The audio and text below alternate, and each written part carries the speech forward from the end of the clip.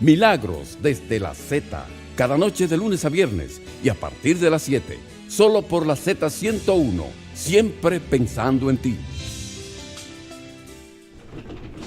Buenas noches, amables oyentes, bienvenidos y bienvenidas a Milagros desde la Z. Hoy es miércoles 6 de febrero del año 2019, son exactamente las 7 de la noche. Yo soy Julio Cordero, acompañando a doña Milagros Ortiz Bosch. Muchas gracias, caballero. Buenas, saludos a todos nuestros oyentes, mucho cariño como siempre y mucho deseo de hacer un programa que nos ayude a encontrar siempre un camino adecuado para fortalecer la democracia y el desarrollo, no solamente del país, sino de las personas que estamos viviendo en este país, porque puede haber un país con muy buenos números y personas en gran mayoría con unos números que hay que mejorar, y eso es importante. Bueno, ¿verdad? si usted supiera, doña Milagro, ayer que usted no pudo venir al programa, Sí.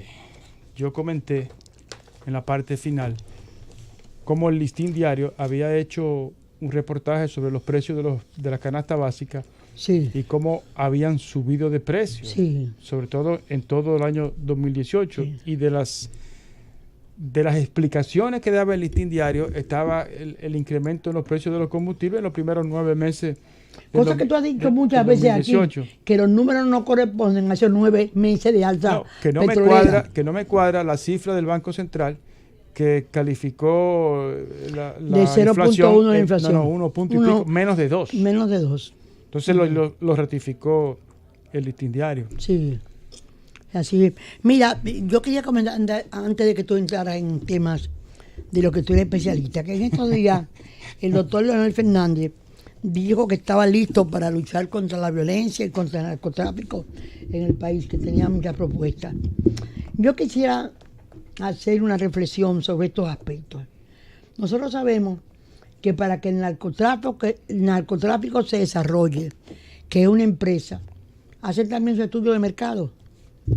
Vamos a hacerlo en sentido figurado para que la gente entienda. Como hizo Odebrecht, que aunque no es narcotráfico, es mafia. Es mafia, pero esto es en sentido de lo que ellos necesitan para hacer de ese sitio un sitio de operaciones. No, yo la entiendo, pero yo quiero meter a Odebrecht. Acuérdese que la oficina desde donde se pagaban estaban desde luego aquí, estudiaron. Y Marcelo Odebrecht dijo que aquí tenía la apoyo oficina de asuntos político. Estructurados Exactamente, estaba aquí. exactamente. Fue un estudio. Ese estudio que nunca realmente lo vamos a haber explicado. Óyeme, Julio.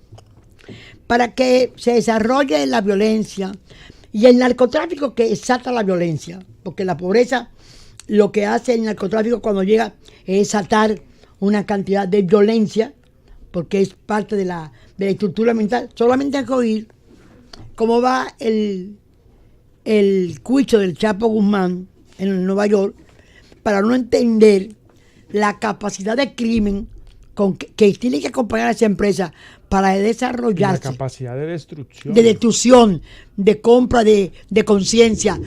Bueno, eso es una cosa terrible. De amedrentamiento de una parte de la todo, sociedad. de todo. ¿A qué dice esto? Que se necesitan, para que se desarrolle esa industria parecida, ese negocio parecido a como tú explicaste, lo de las oficinas estructuradas instaladas aquí por orden de Marcelo Odebrecht. ¿A qué dice? Que existen facilidades para captar y organizar las complicidades. Cómplices. O sea, que haya condiciones para que haya cómplices cuyas características dependen de que haya un personal deshonesto y mal pagado en los organismos de seguridad. Ahí comienza la complicidad. En la sociedad, que tengan un mal funcionamiento de las instituciones. O sea, que no haya control de las instituciones y que cada cual haga lo que le dé la gana sin que haya un seguimiento de esas cosas. Operación de altos niveles de corrupción. Oye, esa corrupción, los más grandes presos del país por corrupción tuvieron... Quirinito. Eran parte de la... No, pero el escándalo de los escándalos de corrupción. Yo me refiero a la exposición del doctor Fernández. Nacieron en su gobierno. Porcentaje importante de pobreza, que sí existe. No es culpa si no hay una cantidad de acumulaciones. Percepción de la impunidad, que eso es justicia controlada por un partido, dictando sentencias que le aseguren a la gente la impunidad, que no van a ser juzgados, que van a ser criminales o agentes de delito que no van a ser castigados, no van a tener consecuencias.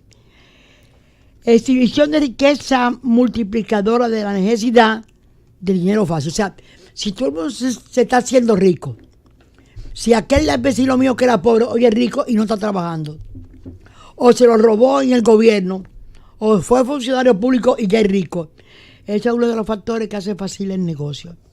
Fronteras sin control y nivel importante de migración. Eso existe aquí y diría que la frontera sin control es algo cada día más evidente. Entrada y salida fácil de visitantes. Somos un país de turismo, de puertos abiertos, como quien dice. Ubicación geográfica adecuada.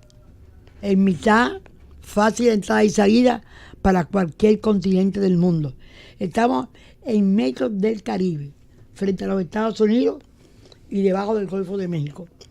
Falta de inversión oportuna para combatir la violencia y la drogadicción. Y fracasos como el de varios seguros y algunas otras cosas más. Así que para que una gente me hable a mí de que me va a resolver el problema de la violencia y que va a frenar el narcotráfico y que va a mejorar la justicia, tiene que ser una figura fresca, una figura que haya tenido en su mano la oportunidad de hacerlo y no lo haya hecho, ¿verdad que sí? Sí, efectivamente. Eso quería comentarte de ti hoy. ¿Okay? Muy bien, bueno, déjame contarles de los precios del petróleo y de los commodities. El petróleo subió exactamente 18 centavos en relación con el día de ayer y cerró a 53,90. Ese es el petróleo de Texas, el que se usa de referencia en la costa este de los Estados Unidos. El Brent, el que se usa en Europa, 62,63. Y el oro cerró por encima de los 1.300, de los 1.300 a 1.305,40, pero cerró a la baja en relación con el día de ayer. ¿Mucha baja? No. No, $8 la onza troy. Sí. $8 dólares. $8. Es mucho lo que bajó. De 1.314 o $9, de 1.314,10 a 1.305,50, pero se mantiene por encima de la barrera de los 1.300. 1.300. $1.300 Sí. por onza troy. Y la gasolina como producto terminado cerró en alza $1.45 por galón. Esos son los precios de los commodities. Doña, yo pienso que debemos comentar el discurso de... Pero vamos a comenzar hablando de otras cosas. Mira, Julio, en los últimos días tú has visto que hace unos meses, cuando comenzó el proceso de Odebrecht, el licenciado Temito Clemontaz admitió que le había recibido dinero para su partido y que lo había empleado en varias campañas, ¿verdad? En ocasión de que de la lectura del inicio realmente del proceso de Odebrecht, tú has oído a personas como el doctor Víctor, el ingeniero Díaz Roa, decir que parte de su dinero de quién era. Aquí se conocen las cuentas, en estos días hablo de eso Farideh Raful, se volvió a recordar las cuentas, tú leíste las comunicaciones, las confesiones, las delaciones, ¿cómo donde uno de sus funcionarios decía dónde le mandaba el dinero a Mónica Maura.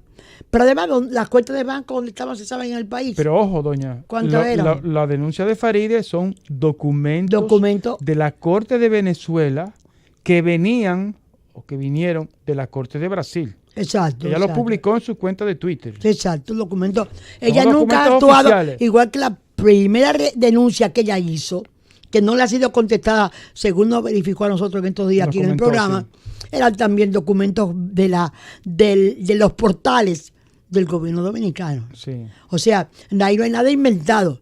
Eso es igual que los análisis que hace José Ríos. Esa es la comparación de los documentos que va publicando el Estado, ¿verdad? Porque creían que era un juego lo que es la transparencia. Pero el desarrollo de la sociedad, del mundo, la globalización, impide que esas cosas se escondan. Recuerda que aquí hay mucha gente delatada en los papeles de Panamá, como Wikileaks trajo muchas cosas que también involucran dominicanos. No nos olvidemos de eso. No. Entonces, en este caso, en que Díaz Rúa, y creo que una parte quizá, no sé si Rondón, no lo recuerdo, pero ellos han confesado que eran dinero del partido, que recibían dinero para el partido. El presidente Medina dijo cuando se juramentó que hasta el rumor público movería la justicia. Sí. Bueno, pero hay pruebas en la justicia, hay documentación en la justicia. Y todavía el Procurador General de la República no ha decidido iniciar una investigación de una violación de la ley electoral, la vieja, porque todavía no hay nueva, 275. Y la misma Constitución de la República impide el uso de dinero del extranjero en las campañas electorales. Entonces tú me vas a decir que tú vas a creer la seriedad de un Procurador General de la República, que esas cosas le pasan por la nariz y no se mueve. ¿Dónde comienzan a haber justicia real y equilibrio en la justicia dominicana? Pero, doña, o sea, es justicia en la que no se puede hacer justicia si se acercan a una determinada organización. Pero doña, yo te quería comentar eso con mucha claridad. Y yo le quiero agregar, totalmente de acuerdo con lo que dice usted, que no solamente es el procurador, es el presidente de la República. Porque el presidente de la República sabe qué pasó. Desde luego, y el pero presidente en de la este República caso, puede ordenarle al procurador una investigación más profunda. Él es su empleado, es su subalterno. Sí, su subalterno. Pero más que nada, el presidente era el responsable de poner en movimiento la sociedad, la función del magisterio público, del Ministerio Público, es poner en funcionamiento todas esas demandas. Sí, pero ahí está el caso. Volvió a presentar a Alicia Ortega el caso del ingeniero Peña. Bueno, ahí se vendió esa propiedad. Oye, lo que pasa es, y para que hablemos claro, es que hay una telaraña de complicidades en la que hay mucha gente involucrada. Los que están en el poder se protegen unos con otros. ¿Sabes lo que dijo Díaz Rúa? En el juicio, ahí en la Procuraduría. Lo dijo. Dijo, óyeme, hay un adendum que firmó el ministro de Obras Públicas actual, y el ministro de Obras Públicas actual no lo han llamado. Y usted sabe lo que dijo el abogado de Andrés Bautista, don Carlos Salcedo, que Andrés Bautista en su mandato firmaron el 4% de los contratos, el 4%. El resto 96 fue en el mandato de Cristina Licea, la senadora Cristina Licea y el senador Fernando Pared. Y ellos no están involucrados ahí. Y además dijo el doctor Salcedo que de ese 4%... Al menos que don Andrés no recibiera el 94% que dijeron en Nueva York que fue el dinero que se usó para el soborno. Pero... ¿Cuánto fue que recibió? Déjeme la desgracia. Lo que dijo el doctor Salcedo. Sí. De ese 4%, el 60%, un porcentaje importante, no fue aprobado.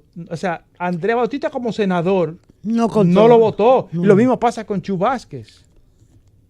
No aprobaron, votaron en contra de la mayoría de esos proyectos. Y están ahí. Y a los que aprobaron el 94%, el 96%, están tranquilos, opinando y haciendo campaña. Esta mañana oía yo a Andrés Mateo cuando decía que no investigamos nada. Aquella firma de confesión, yo no sé, yo no lo conozco. Yo no conozco al juez Vargas. Yo tampoco. Óigame, pero ese hombre cuando le diga, no, ese pacto no lo firmo yo. Ese hombre es un dominicano total.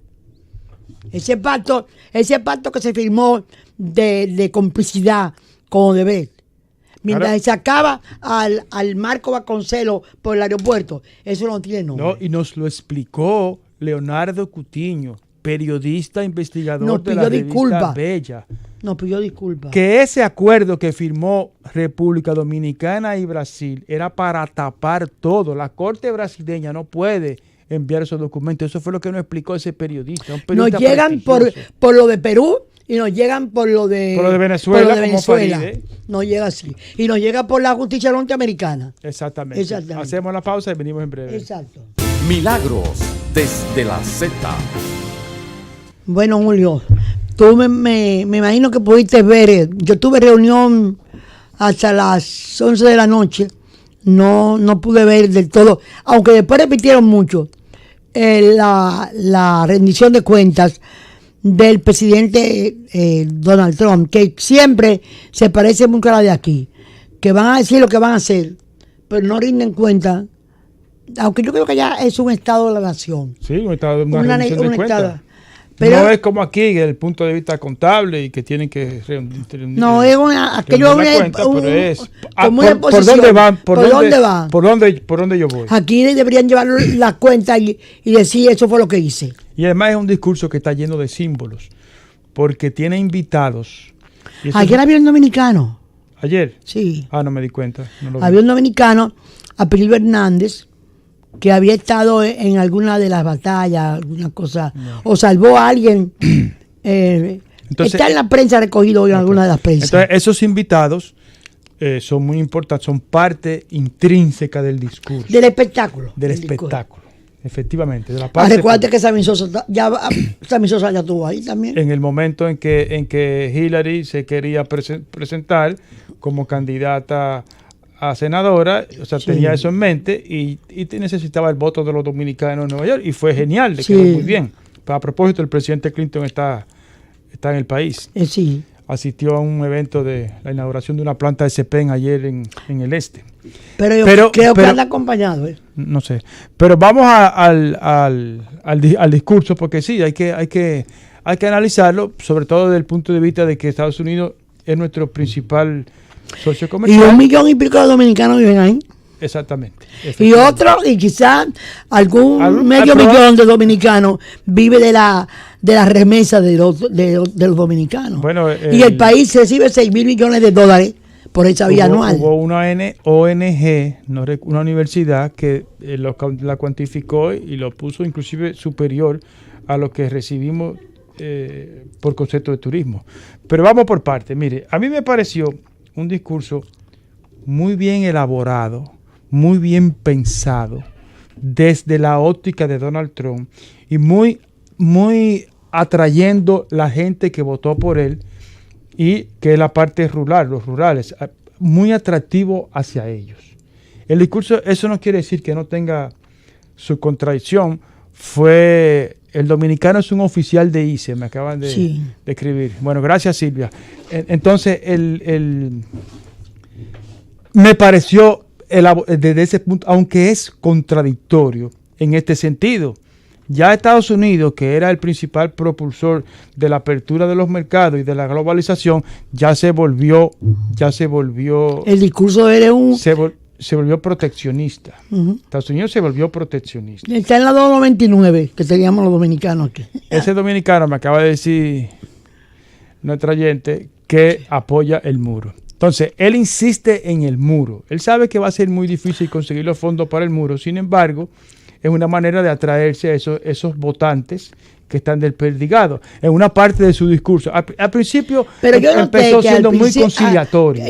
Por lo que yo vi, que no sé si vi al principio o al final de partes, él habló mucho de las cosas que había hecho conjuntamente los dos partidos. Sí, que yo pensaba que iba a tratar de buscar un lazo de acercamiento. Eso es. Eso es lo que está diciendo. Y lo que encontré es prudente, no como admiradora de Trump, y no admiradora, sino como quien analiza un discurso político de un personaje que necesita decir una cosa, si lo ha hecho bien o mejor para sus intereses. Un discurso muy bien pensado y muy bien hilvanado, con sus contradicciones. Ahora, ¿cuáles fueron me pareció que apelaba al corazón cuando presentó una niña de 10 años, a la que diagnosticaron cáncer. Bonita niña. Sí, y también me pareció conmovedor cuando presentó a 2 señores de color que estuvieron presos por droga y ahora el sistema los rehabilitó y ahora son ciudadanos de bien. Pero bueno, vamos por parte. de China. ¿Qué dijo sobre China? Estamos trabajando para dejar claro a China que tras años de ataque a nuestra industria y de usurpar nuestra propiedad intelectual, el robo de trabajos y riqueza estadounidense ha llegado a su fin. Eso es una amenaza. Eso continúa la guerra comercial con China. De Venezuela. Pero no deja de ser interesante, porque la verdad que el trabajo intelectual debe ser respetado. Sí. Ahora hay que oír si China ha tomado, ha robado tanta tecnología, esa tecnología de los Estados Unidos. Siempre los Estados Unidos han hecho esa acusación. ¿A qué tribunal van a ir? No sé. Venezuela, ¿qué dijo de Venezuela? No, de Venezuela. De Venezuela a Guaidó lo felicitó, ¿verdad? Como que lo alentó, pienso yo. Y se refirió a la libertad y a la dictadura. En traducido. El país más rico se estaba convirtiendo. Dijo, condenamos la brutalidad del régimen de Nicolás Maduro, cuyas políticas socialistas han convertido a esa nación de ser la más rica en un estado de pobreza extrema y desesperación. No hubo, yo miré cuidadosamente la parte en la que hablaba de Venezuela y no hay ninguna indicación, nada que uno pueda suponer que viene una invasión o que claro, no lo va a decir, pero no lo insinuó, ni siquiera lo insinuó. No, que hasta lo ha dicho antes. Ahí no lo dijo. Yo estoy hablando del discurso de anoche. Ahí no lo dijo. Sí. Sobre Corea del Sur me pareció cómico. Él dijo... Corea del Norte fue. Corea del Norte. Dijo, si no me hubieran elegido como presidente de Estados Unidos, ahora mismo, en mi opinión, estaríamos en una guerra enorme con Corea del Norte, con millones de personas potencialmente asesinadas. Y anunció una nueva reunión con Kim Jong-un. Pero eso me parece chistoso, porque no es verdad que Corea del Norte está en condiciones de pelear una guerra. El cuco, esa era una gloria que necesitaba anotarse. Se refirió a Irán, se refirió a Rusia, y esto sí no me gustó. Dice, quizá podemos negociar un diferente acuerdo nuclear. Eso está hablando con Rusia. O quizá no podamos. En este caso, invertiremos e innovaremos más que todos los demás por mucho. Es decir, viene una nueva guerra armamentista. Eso es lo que él está anunciando. Necesitan en los Estados Unidos siempre la creación de instrumentos de guerra. Las armas han sido una fuente de crecimiento y de fortalecimiento. Sí, pero el momento es preocupante porque la verdad está ya construido un cohete, parece muy positivo para Rusia, muy rápido, muy intocable, y los Estados Unidos parece ser que están un poco a la saga. Pero eso es un desastre del mundo, que en vez de dedicarlos a salvar los niños de Yemen, a resolver la pobreza de los pueblos africanos, a resolver el problema de América Latina que existe, Haití que está ahí, que necesita resolver sus problemas de deforestación, de hábitat, de todo, de salud. Bueno, esta gente va a comenzar en la fabricadera de armas o el desafío desafío nuclear fuera de tiempo y después de tantos pactos hechos para que dieron paz y sosiego a la humanidad.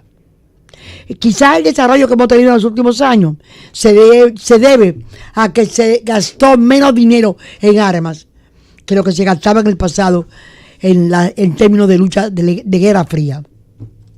Bueno, finalmente atacó mucho la inmigración. De nuevo le volvió a echar la culpa a los inmigrantes por la droga, los asesinatos, etcétera, etcétera. Y dijo, sobre el muro, dijo, lo haré construir. Es decir, él sigue insistiendo en que lo va a construir. Entonces, básicamente, esos fueron los puntos clave del discurso de Donald Trump, que inmediatamente fue respondido, sobre todo por el senador de Georgia, que es la nueva estrella del Partido Demócrata, Chuck Schumer, quien le dijo que es rotundamente hipócrita que este presidente haga un llamado a la unidad cuando él es la principal razón por la cual los estadounidenses están divididos. Y además, en medio de su discurso y en medio de ese tono conciliatorio, dijo, no me investiguen. No me investiguen. O sea, No me investiguen. no me investiguen. Y acaban de Las mismas anunciar... frases que dijo Nixon en la oportunidad en que en mitad de Watergate él acudió al Congreso a rendir su informe y dijo la misma frase.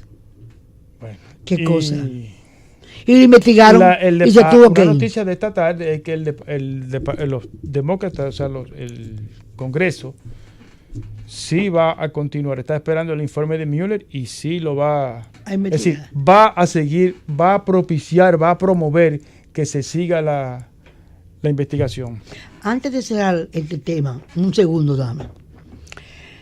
La República Dominicana debe tener siempre su Cancillería, su presidente, la nación, a estar adscrito al Grupo de Lima, que es lo que se probó en Canadá sobre Venezuela. Nosotros no somos partidarios de la intervención, no debemos serlo. El Grupo de Lima está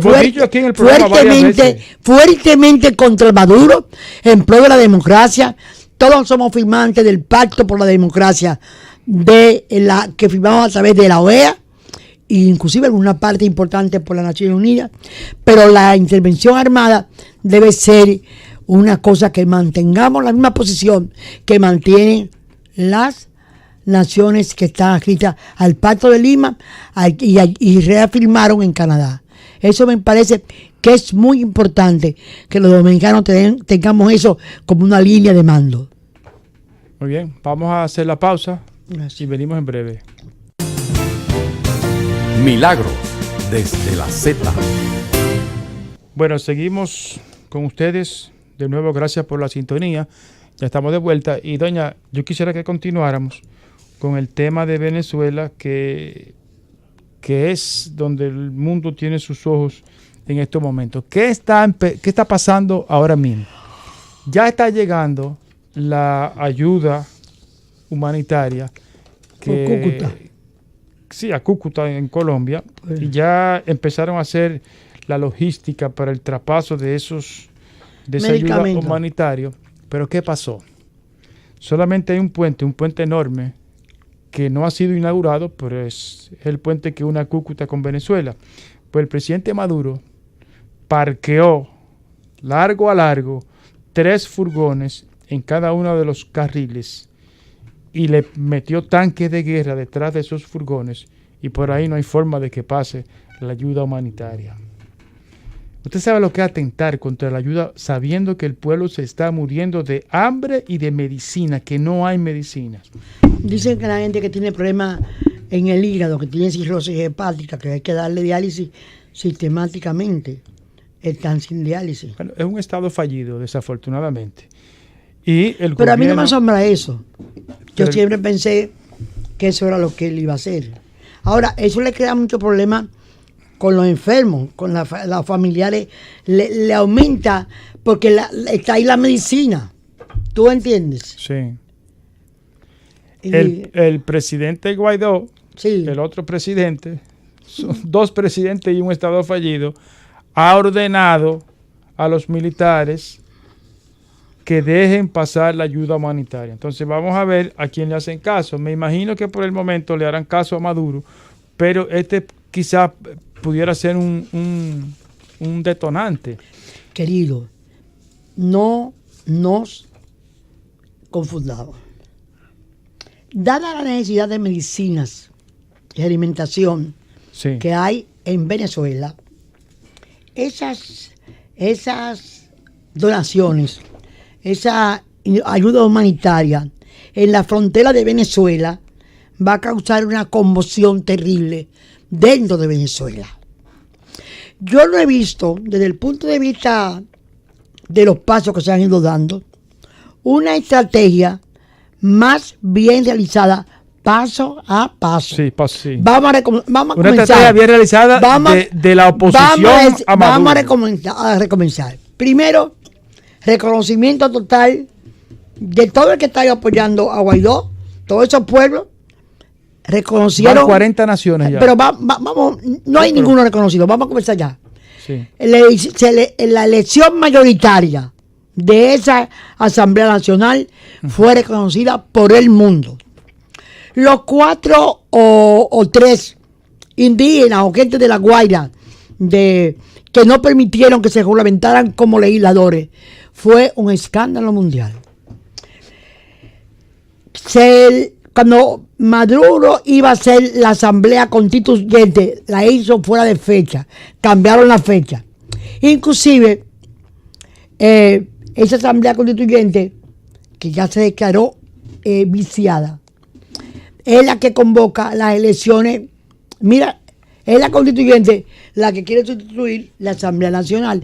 Recuérdate que en la candidatura en la que participó Maduro, el presidente, no pudo inscribirse candidato como Capriles o como María Teresa María Corina Machado. Bueno, tuvo que salir huyendo el alcalde de Caracas. Leopoldo estaba preso. Bueno, muchísima gente en cárcel. Entonces, esas elecciones se le dijeron a él que eran ilegales. Y se le pidió que no se juramentara. Y se juramentó. Entonces, Julio, la verdad es que hay un concepto que quiero llamar la atención. Dicen Guaidó, el autoproclamado. No, señor. Nosotros, situaciones muy diferentes. La nuestra muy patriótica. Y estábamos muy claros con lo que había que hacer. De 65. Sí. Fue la Asamblea Nacional la que designó por el procedimiento constitucional, se convocó en el teatro que entonces se llamaba Leonor, que queda en la avenida, en la Arzobispo Noel, frente a la librería La Trinitaria de las hermanas Uribe.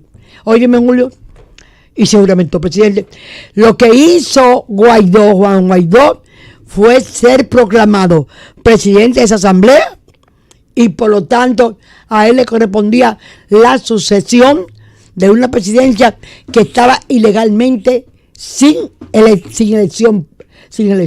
Entonces, Julio, la verdad es que entonces aparece la advertencia. Mira, aparece la advertencia. Uh-huh. Se juramenta, hace la Asamblea Nacional su elección como estaba establecida, eligen a Guaidó. Se proclama el Grupo de Lima. Guaidó se actúa como un presidente, nunca estaba escondido, nunca estaba debajo de una mesa, actuando y dando instrucciones, nombrando embajadores, dando disposiciones de cambios en la Suprema Corte de Justicia. Hay una Suprema Corte de Justicia en el exilio venezolana designada por ellos. Entonces, él no se autodesignó, él ejecutó los procedimientos establecidos por la ley. ¿Tú quieres que yo entendiste la explicación o no? Por supuesto, doña, lo entendí. Él no se autoproclamó.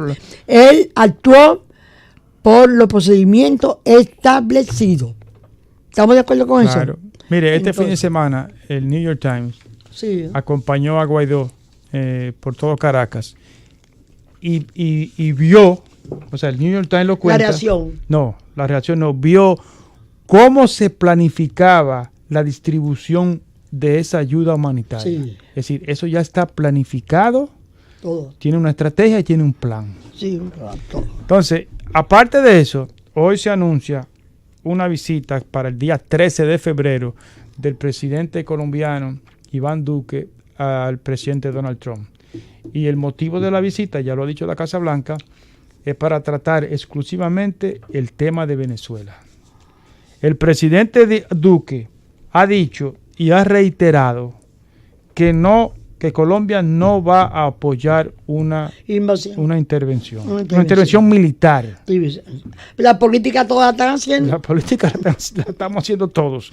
Pero eso es lo que ha dicho el presidente Duque. Vamos a ver si este viaje es para convencerlo o es para seguir planeando una estrategia política. No creo que lo pueda convencer, porque Venezuela es un país muy institucionalizado. Eso tendría que pasar por un... Colombia es que institucionalizado. Colombia, sí. Es un país muy institucionalizado. Tiene que pasar por el Congreso. Y tiene que pasar por el Congreso no lo va a aprobar. No, el Congreso ha dicho que no. Y Duque no se va a exponer a una cosa. Duque no se va a exponer. Hay un huequito en la pared, en la puerta, por debajo de la puerta, y es que el presidente Duque podría tomar esas medidas durante el receso del Congreso. Pero sin embargo, el Congreso ya lo sabe. El Congreso va a tener un costo político. Yo lo descarto. Yo descarto el apoyo de Colombia.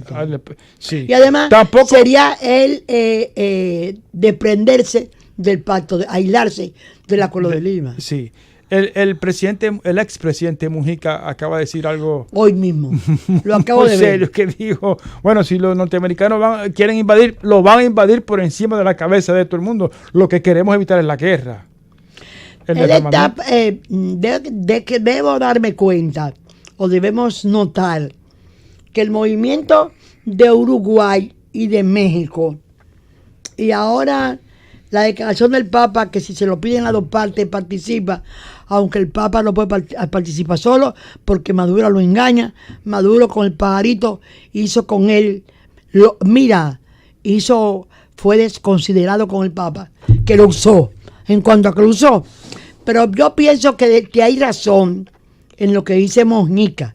Hay situaciones que la solución es tan costosa que fabricar una salida barata, menos costoso, es lo que indica la razón, el raciocinio humano.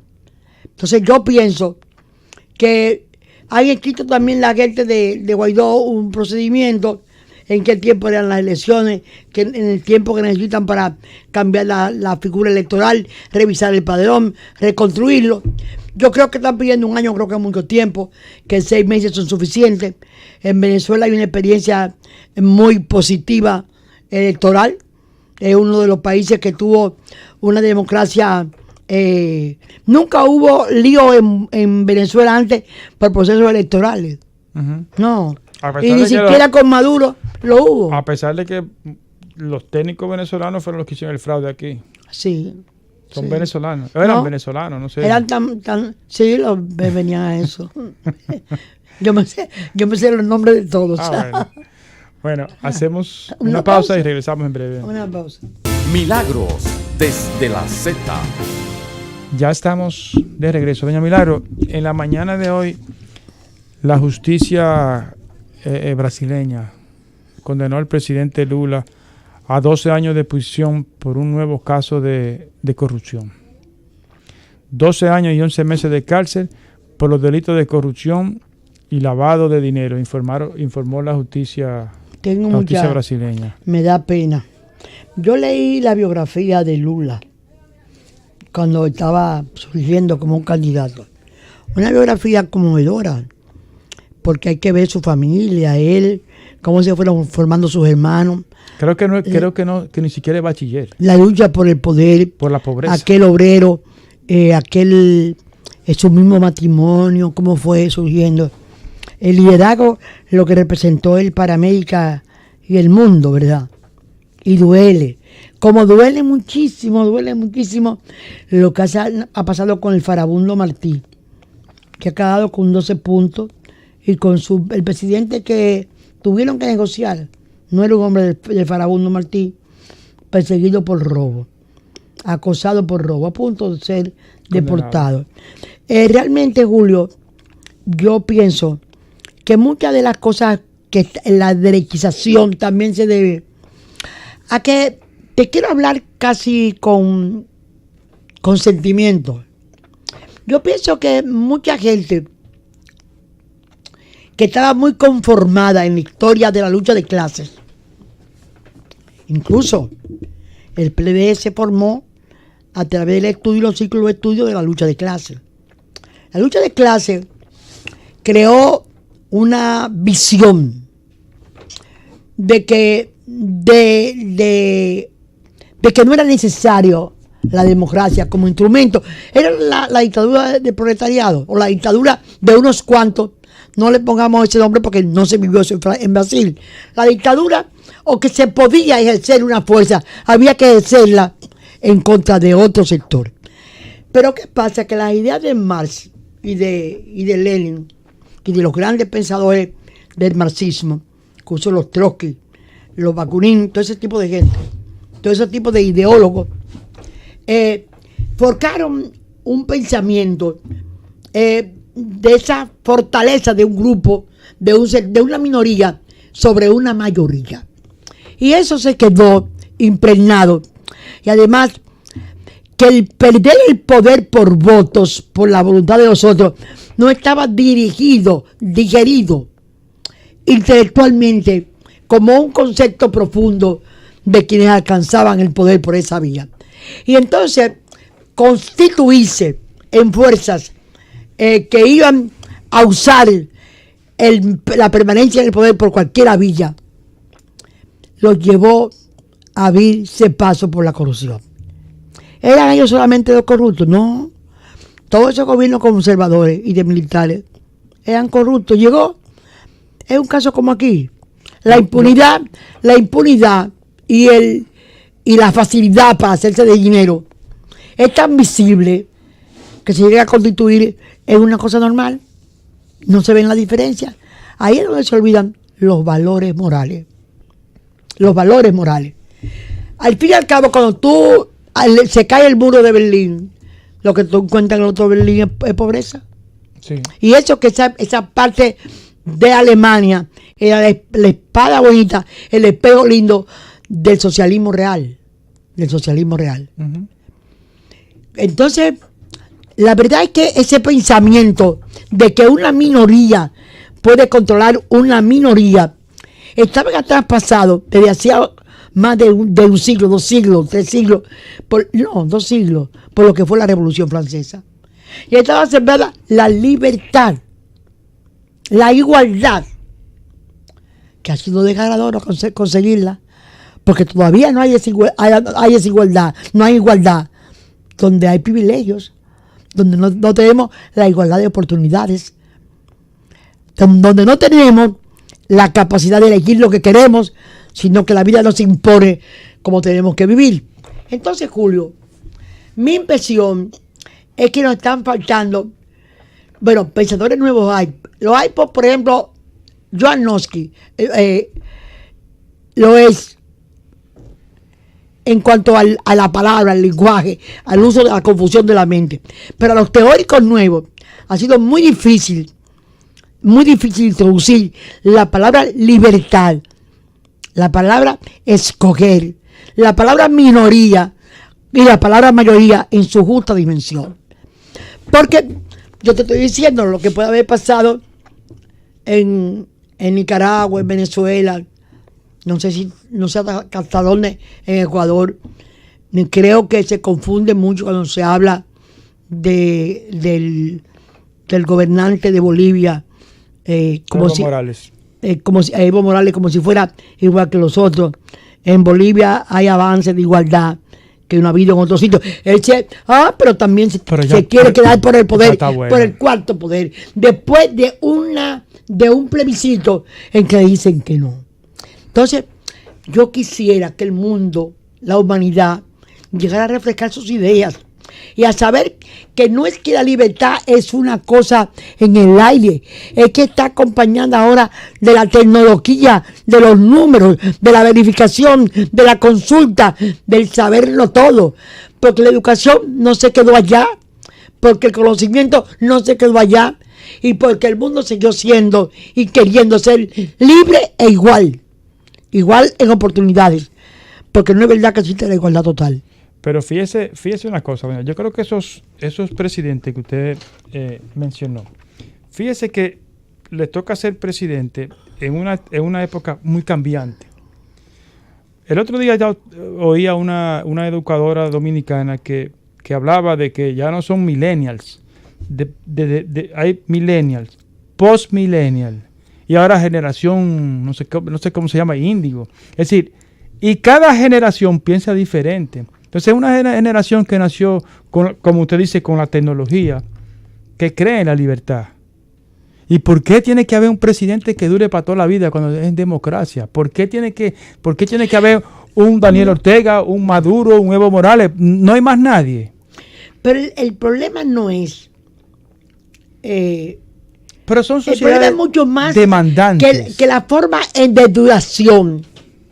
es Sí, una es forma mediática, engañosa. Es el fondo y la forma. Es el fondo. Es el fondo. El fondo Sí. no es una decisión, es una decisión controlada, autogobernada. No es Por ejemplo, libre. las transferencias de recursos, las transferencias que hoy en día se hacen condicionadas. Para que tú mandes al niño a educación, esas cosas que se hacen aquí con solidaridad, se han convertido en un modo, no en un derecho, no en un derecho, una dádiva, sino en un regalito que tú tienes que agradecer.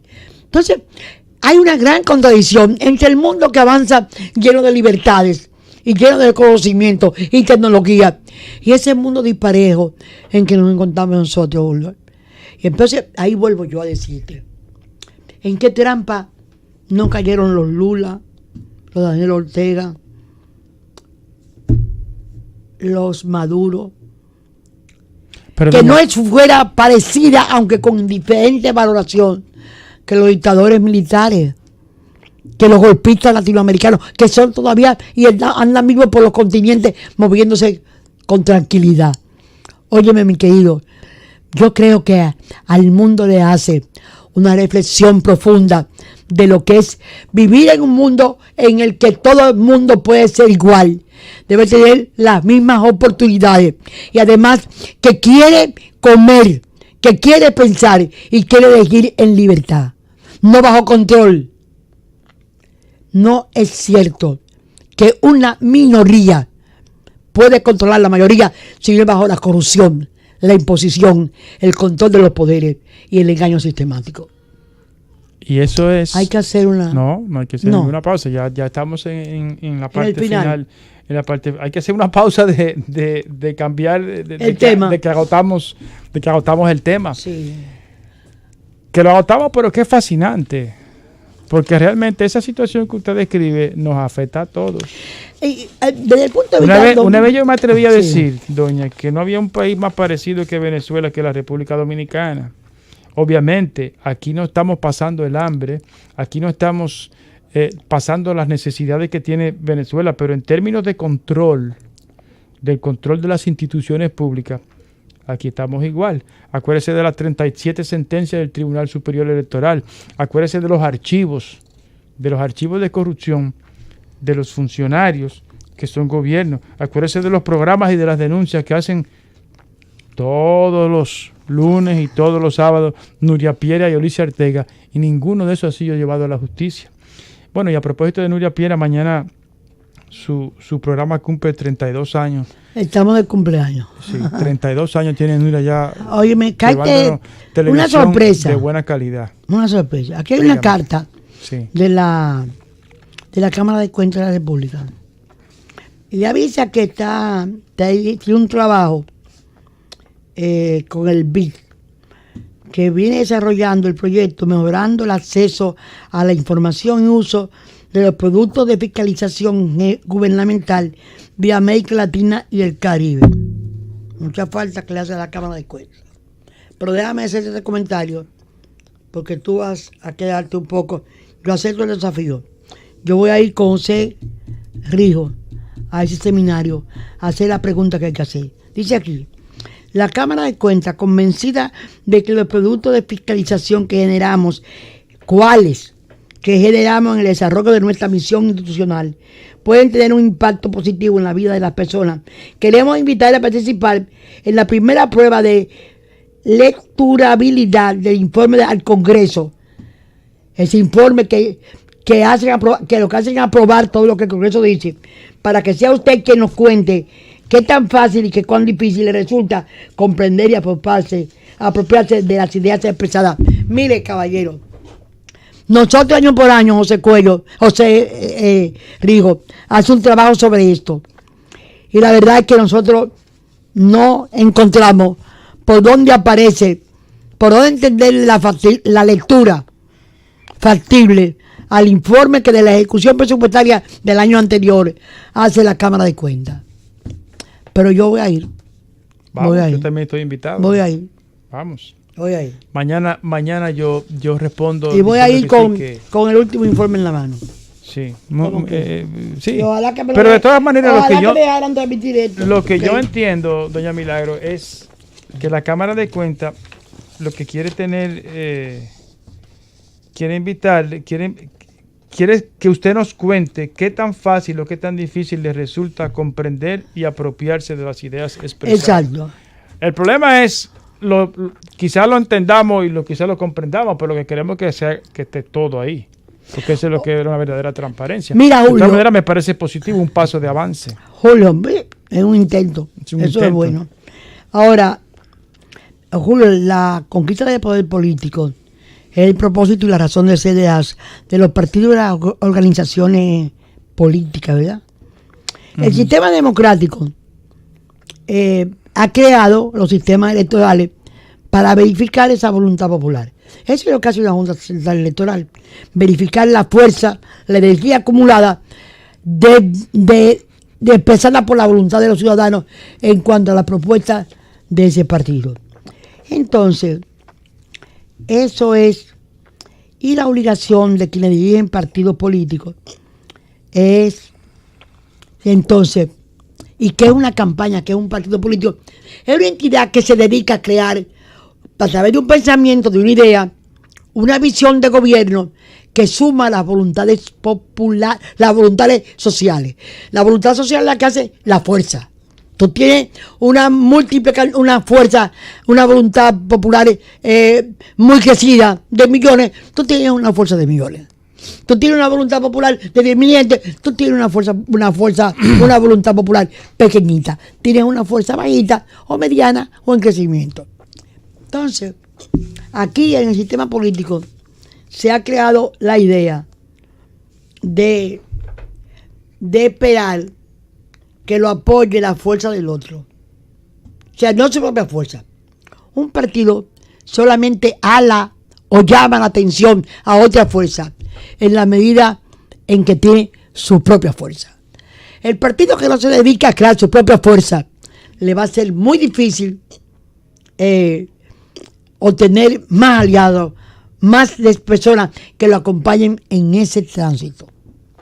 Y cada partido tiene que saber cómo llevar el crecimiento de esa fuerza sistemáticamente hasta convertirla en una fuerza convincente de que puede ser el que ese fallo electoral, esa estructura electoral montada para medir esa voluntad, le favorezca. Lo recomendable para todos los partidos es comenzar a aumentar su propia fuerza, porque es la que le crea la fuerza ganadora o perdedora. El que esté esperando que la otra fuerza se la dé, se equivocó. Eso siempre acaba con fracasos notables. Y quiero decir esto como la experiencia de tantos años acumulada, que solamente quien tiene fuerza llama fuerza. Bueno, creo que llegamos al fin del programa. Mañana es jueves, mañana tenemos a José Rijo, mañana también tenemos que darle un abrazo a doña Nuria Piera y a su hermana Sonia, y entonces mañana estaremos de nuevo con ustedes, como siempre, de 7 a 8, y por esta misma Z101.3. Exactamente. Buenas noches. Buenas noches. Milagros desde la Z.